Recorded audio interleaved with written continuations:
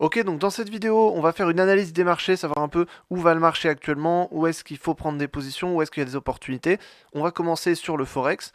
Donc le Forex en premier, on a des news, beaucoup de news qui vont arriver cette semaine. Donc là, pour le 6, lundi 6, on a ici des news sur AUD, des news sur le dollar également. Et la semaine d'après, on a le NFT également. Donc intéressant, gros événement. On a ici des banques centrales. Donc ça va pas mal bouger puisqu'il y a un calendrier qui est assez chargé. Au niveau de l'euro-dollar, on a plutôt une dynamique haussière qui pourrait commencer à s'établir. Donc ça, c'est intéressant pour prendre plutôt des positions à l'achat. Actuellement, sur l'euro-dollar, on est plutôt en range. On va le voir ici. Donc si on regarde l'euro-dollar, on est plutôt dans un range depuis cette opportunité ici. D'ailleurs, cette opportunité, c'est une opportunité qui était vraiment intéressante puisque là, on a eu une cassure. On avait une tendance haussière à partir d'ici, donc fin 2022, et on a eu finalement cette tendance haussière. Et là, on a cassé cette tendance haussière pour partir à la baisse. Donc là, il y a eu un des exemples voilà, majeurs qu'on peut trouver en termes de cassure. On a eu voilà, une cassure d'une figure chartiste comme ça, et ça c'est très puissant. Donc là finalement, quand on a une configuration comme ça, ce qu'on fait c'est qu'on peut définir un objectif directement en reportant cette distance-là ici à la sortie du canal. Donc ça c'est intéressant, c'est un signal puissant à la baisse. Donc maintenant à partir de ça, donc de cette cassure, on voit que le prix a commencé à stagner, on est parti légèrement à la baisse. Ici il y avait un support, donc les 1,05 qui est un support majeur que j'ai tracé ici. Donc ça c'est intéressant. Et là on voit que le prix commence à rebondir dessus. Donc rebondir pour éventuellement partir à la hausse. On a un RSI qui est bien placé aussi. Si on regarde le dollar, donc l'indice du dollar, on est également bien placé ici pour partir sur une baisse puisqu'on a ici une résistance majeure à 105 à peu près. Donc ici vers 105, on a un support, un résistance et support ici. Donc là, le prix pourrait rebondir, repartir à la baisse sur le dollar, ce qui ferait que l'euro-dollar continuerait à monter éventuellement ou alors à ranger.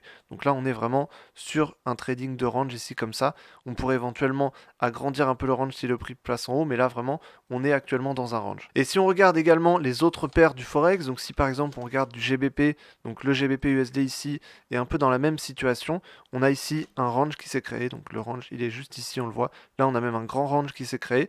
On est actuellement dans ce range là. Donc pareil sur GBP USD, donc la livre sterling. Si on regarde ici sur l'USD Yen, on est également, voilà, on a eu cette opportunité ici qu'on voit également sur le graphique du dollar. On avait une tendance baissière avec une belle droite ici, un beau canal bien dessiné. Donc ça c'est intéressant. Et ensuite on a cassé cette figure finalement pour partir à la hausse et sortir de ce pattern ici. Donc là on est sorti et on a atteint l'objectif d'ailleurs. Donc à partir de là, ici l'USD Yen serait un peu plus mitigé par rapport à l'euro dollar. En tout cas, sur euro-dollar, GBP USD, on est vraiment en range. On a également, si on regarde un peu sur les matières premières, on a également un range qui s'est créé. Ici, sur UK Oil, US Oil, donc c'est sur le pétrole, on a un range qui s'est créé.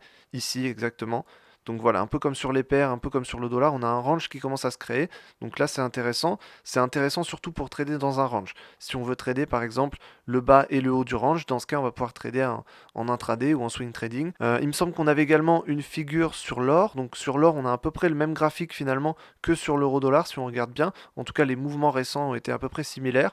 On est revenu sur un support ici. Ce support a tenu, on rebondit dessus. Là, on est sous une résistance à 1880. Donc là, on attend un peu et le prix va sûrement zigzaguer dans ce range ici. En tout cas, si on casse d'un côté ou d'un autre, ce sera plutôt un mouvement haussier ou baissier. On peut également regarder les autres paires du Forex pour voir un peu ce qui se fait sur les autres paires. On est à peu près dans les mêmes configurations. En tout cas, là sur l'AUD par exemple, AUD USD, on est toujours dans un grand range ici. Donc on avait des beaux mouvements la semaine dernière également. Là, on est dans un range, donc vraiment un range. Le prix ne bouge pas simplement. Ici sur USD CHF, on est également dans un range avec une tendance ici baissière et haussière, on est en train de corriger. Si on regarde maintenant sur les crypto-monnaies, alors les crypto-monnaies, il y aurait beaucoup de choses à dire. En tout cas, j'aimerais qu'il y ait beaucoup de choses à dire sur les crypto-monnaies, mais la vérité, c'est qu'il n'y a pas grand-chose à dire dessus. On est assez stagnant. Ici, on est toujours à 23 000, ça bouge pas. Donc 23 000 ici. On a un range, on a une résistance, on a un support, et pour l'instant on reste entre les deux. Donc là, tant qu'on reste entre les deux, tant qu'on reste comme ça, il n'y a pas de mouvement forcément à attendre, il n'y a pas Simplement, on va attendre une cassure pour pouvoir prendre une position.